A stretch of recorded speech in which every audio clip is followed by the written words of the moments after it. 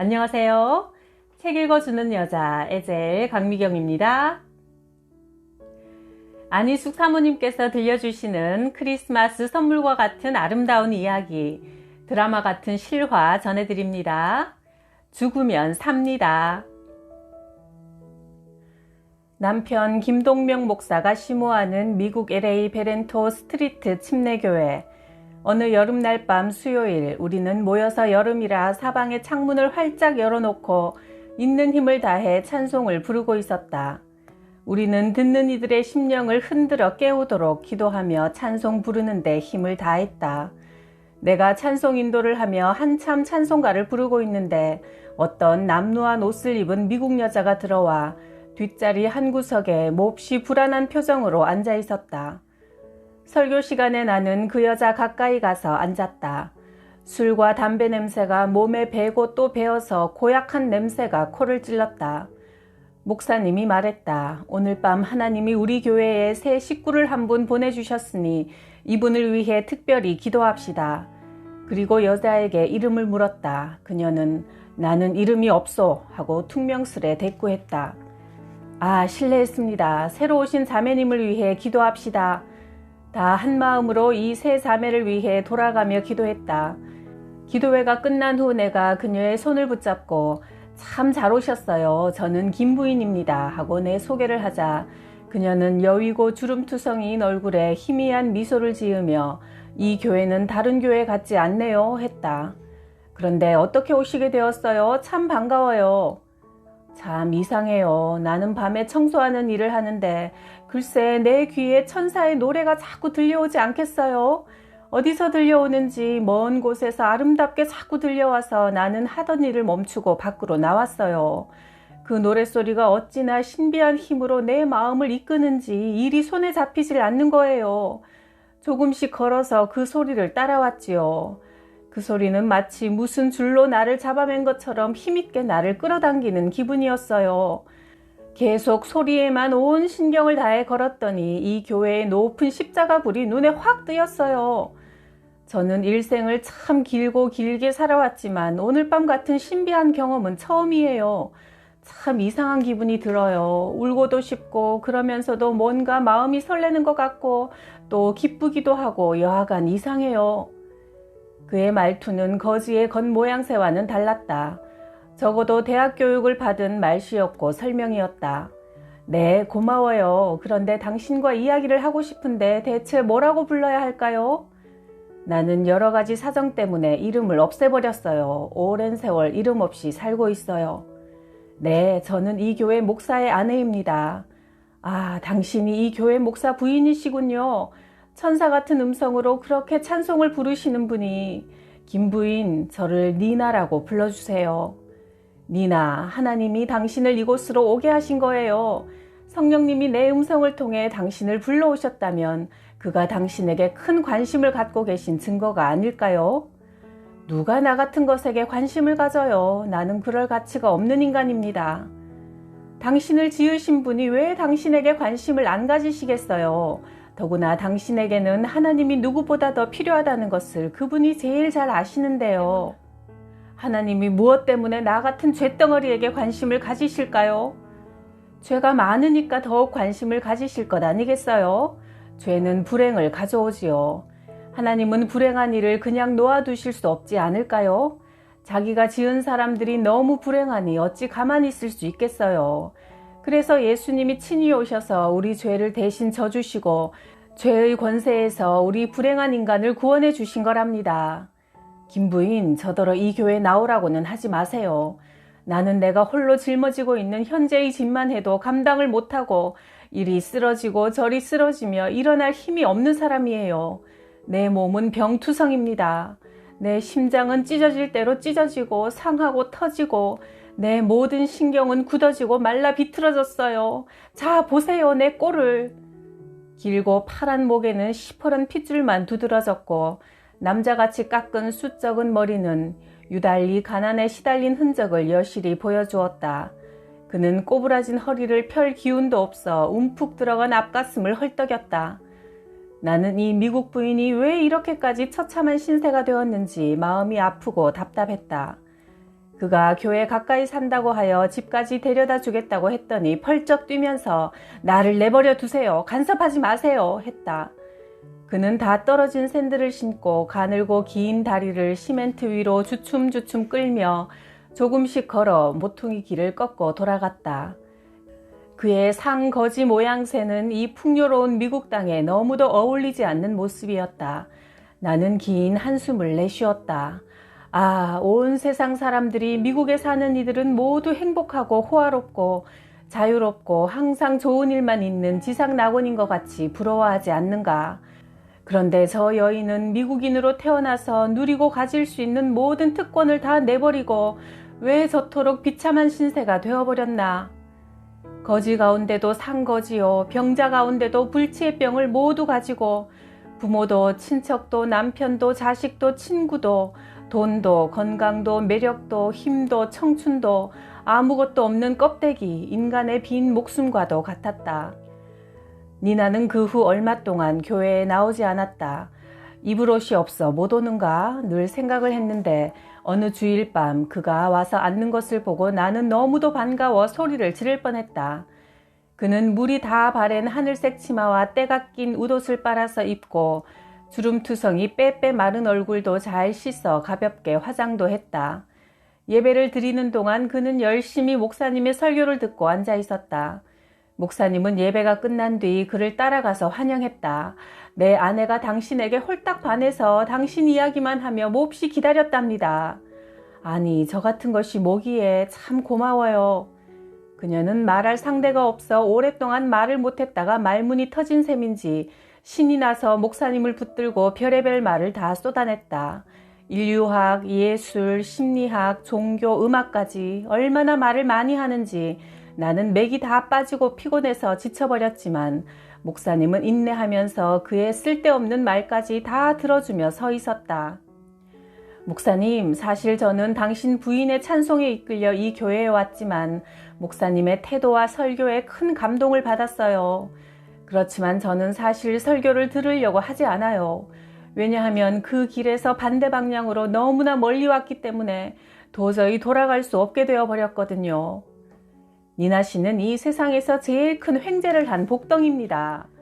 목사님은 그렇게 말하고 성경 누가복음 7장을 펴들고 41절부터 읽어 내려갔다. 예수께서 제자들에게 말씀하셨다. 빚진 자가 둘이 있는데 하나는 500데나리온을 빚졌고 하나는 50데나리온을 빚졌다. 두 사람 다 갚을 돈이 없어 둘 다 탕감해 주었으니 둘 중에 누가 탕감해 준 사람을 더 사랑하겠느냐. 시몬이 대답하되 제 생각에는 많이 탕감을 받은 자입니다. 예수께서 말씀하시되 네 판단이 옳다.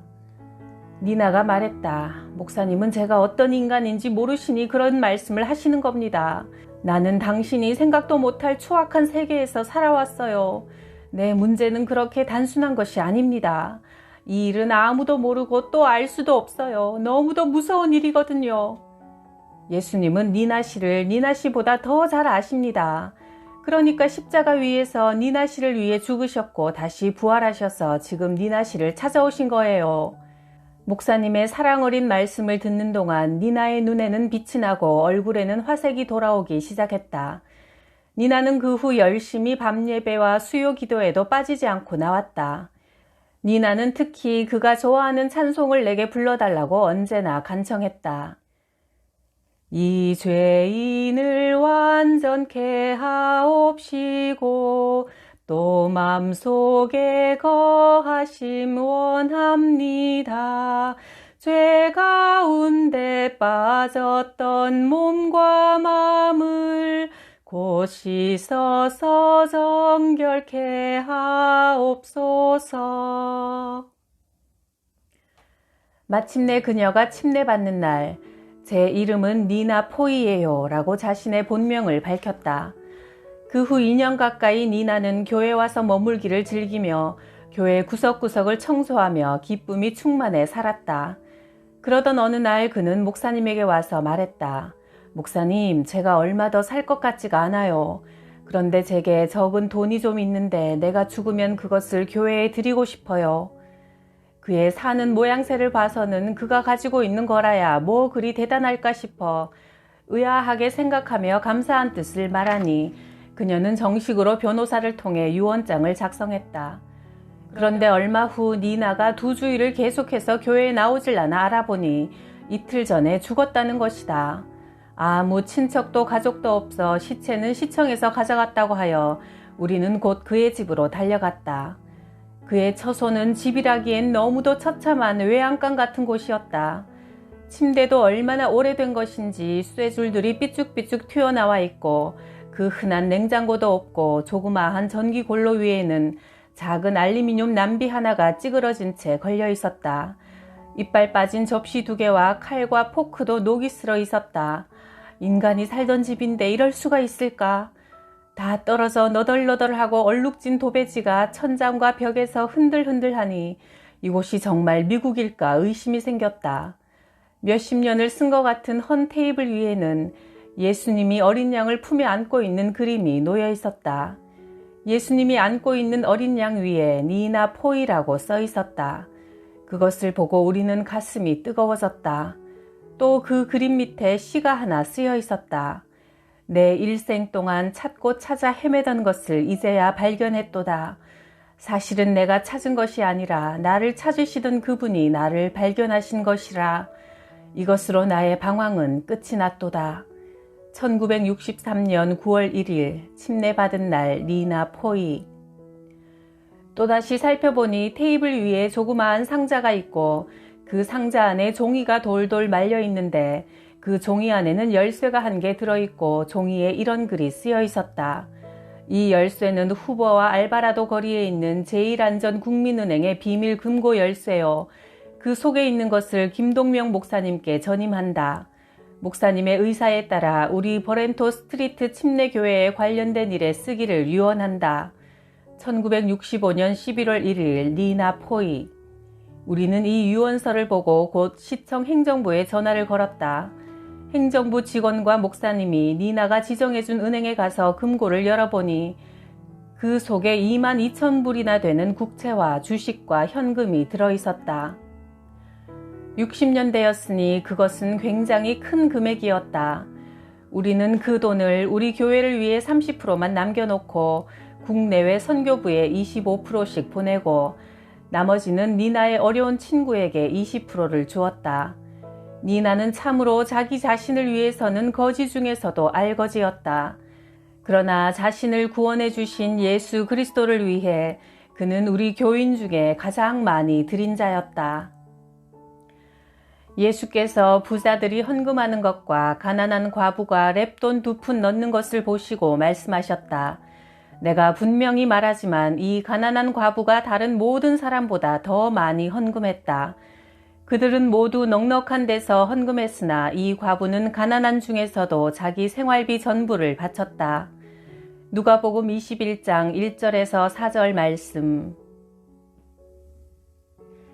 안희숙 사모님의 당신은 죽어요. 그런데 안 죽어요 중에서 이야기 하나 더 소개합니다. 미국 중남부 도시에서 집회를 인도할 때 어느 부인이 내게 간절한 부탁이 있다며 심각한 표정으로 나를 자기 차에 태웠다. 저희가 미국에 이민 온 지 7년이 되어가요. 제 남편은 장로 아들이고 한국에서 기독교 학교를 계속 다녔어요. 그리고 신앙생활도 열심히 했지요. 그런데 미국에 와서는 더 잘 살아보려고 이곳으로 왔는데 부인은 울먹이기만 했다. 제 남편은 미국 가면 신학을 공부해서 목사가 되겠다고 하더니 지금은 너무나 달라졌어요. 식당을 하면서부터 돈 버는 것이 이렇게 재미있는 줄 몰랐다면서 돈만 알고 돈이면 다 되는 걸로 알아요. 제게는 주일이니 교회니 하는 말조차 꺼내지 못하게 한답니다. 그러니 사모님, 저희 식당으로 가셔서 제 남편에게 꼭 필요한 말씀을 해주세요. 전에 교회 잘 다니고 신앙생활 할 때는 정말 호인이었어요. 그런데 지금은 그때의 그 사람이 아니에요. 자기가 세상에서 제일 잘난 사람같이 행동해서 아주 정이 뚝 떨어져 버렸어요. 그렇게 착하던 사람이 얼마나 거만하고 사나워지고 천해졌는지 말도 못할 정도예요. 식당에 도착하니 카운터에 그 남편이 앉아서 나가는 손님들에게 인사를 하고 있었다. 식사가 끝날 무렵 남편은 우리 테이블로 다가왔다. 음식이 아주 맛있어서 잘 먹었어요. 그는 우리 일행들의 인사와 칭찬의 말을 들으며 자신이 이곳의 주인인 것을 뻐기는 듯 만족한 미소를 지었다. 보시다시피 일이 바빠서 주일 지키기가 힘들어요. 주일이 되면 손님들이 더 많이 찾아오거든요. 그래서 아침부터 밤까지 매일매일 매여 있지요. 그는 변명인 듯 자랑인 듯 말했다. 이 식당 하나만 가지고야 어디 성공했다고 하겠습니까? 적어도 이런 식당이 서너 개쯤 있어야 성공했다고 할 수 있지요.